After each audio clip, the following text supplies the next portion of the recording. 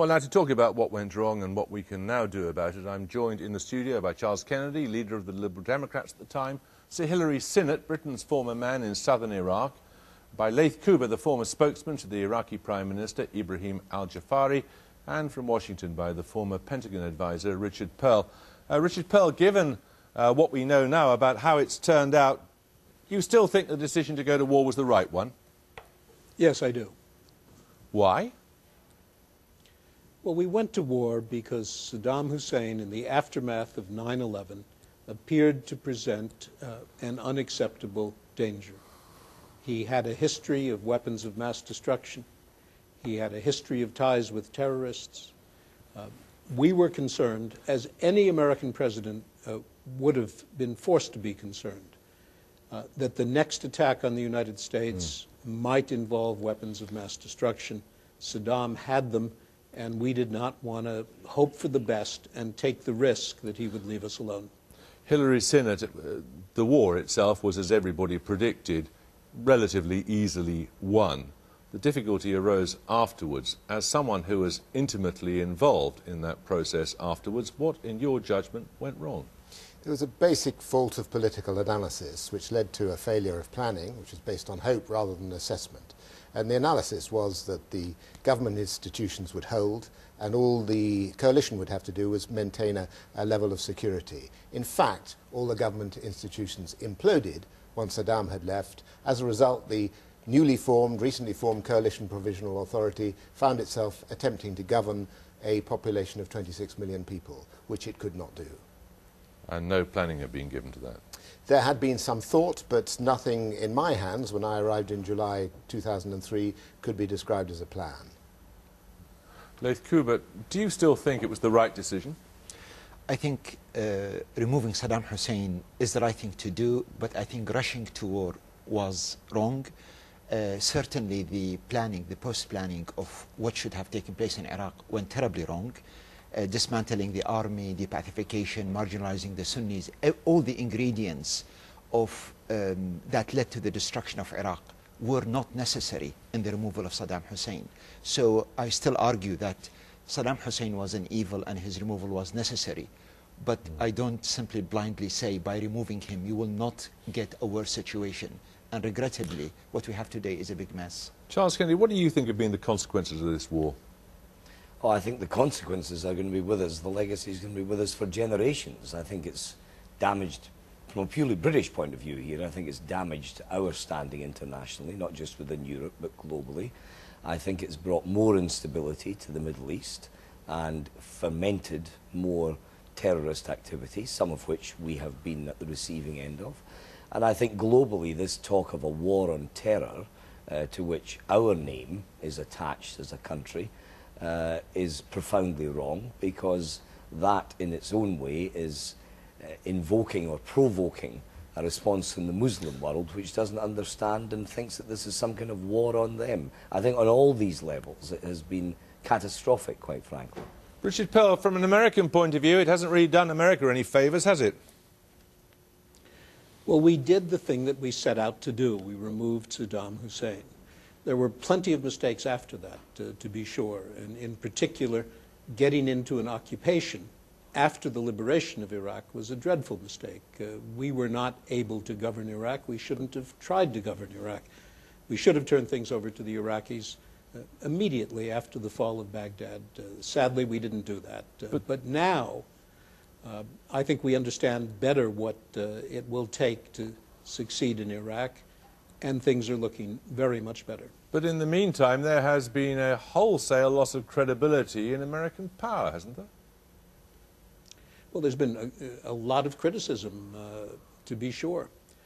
I've lived through criticisms of the United States before. I served in the Reagan administration, and others old enough to remember will remember how the United States was derided as being led by a reckless cowboy. That's all rhetorical. That was all rhetorical. There is empirical evidence now of the failure of America to be able to exert its will. Well, it's far from over. As I said a moment ago, and I think your earlier coverage indicated, things are getting better. I can't tell you where they'll be 5 or 10 years from now, but it's entirely possible that Iraq will have created a decent and humane governance and will lead the Arab world in a very healthy direction. What lesson, Hillary Sinnott, do you think should be drawn? Well, I think the biggest lesson is to match the political imperatives as described to people who tried to get on with the job and the resources, human, financial, planning resources, to match those political imperatives. And there was a big mismatch there. The task was a very great one. The resources and the administration behind it was inadequate. You tell extraordinary tales in your book of people going up to Baghdad and having to return with suitcases full of dollar bills and the like. I mean, was it really that inept? We were dealing with a broken country. There was no other means of transport other than by RAF Hercules aircraft from Basra to Baghdad. We needed dollars. The only way to get them was literally to send people up with suitcases and come back with them. That's what happened. But one has to emphasize that this was a completely new administration, a whole lot of civilians who had never met each other before, of over 20 different nationalities. So it was very hand-to-mouth and chaotic, farcical and tragic. Leith Cooper, what about this question of the war on terror, so-called, whether you think it's a sensible phrase or not? What do you think have been the implications, or the consequences, sorry, of this war? Well, everybody knows that Iraq has become the classic academy for graduating terrorists now. It's spilling all over. Over the last 5 years, well, the first 2 years, Iraq borders were not guarded. Al-Qaeda poured in. They turned Iraq into a training camp. Thousands of people were killed and trained in Iraq. And it's, with no question, the Al-Qaeda now is a much bigger threat. And it is threatening Iraq neighbors. It's operating in Pakistan and other places. I mean, I think there's no doubt about those consequences, and those are going to be with us for an awful long time, right across the globe. I think the other difficulty, although I would profoundly disagree, obviously, with where Richard Pearl is coming from in all of this, that actually, arguably, in an ironic sort of way, the American position in terms of the justification for what was done 5 years ago remains more watertight in their terms than the British position is today. They wanted to get rid of Saddam.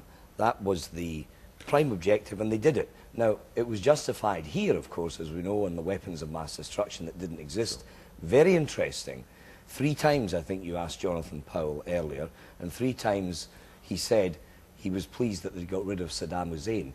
What he overlooks is in that classic debate in the House of Commons on the eve of war, Tony Blair stood at the dispatch box and said, if he capitulates, if he plays along with the United Nations, he and his sons can save that regime. Now, where was the moral force there? OK, I want to return to this point, Richard Pearl, that's just been raised, the question of Al-Qaeda in Iraq. Al-Qaeda didn't exist in Iraq before the Americans invaded. In that sense, this has been a completely counterproductive exercise, hasn't it?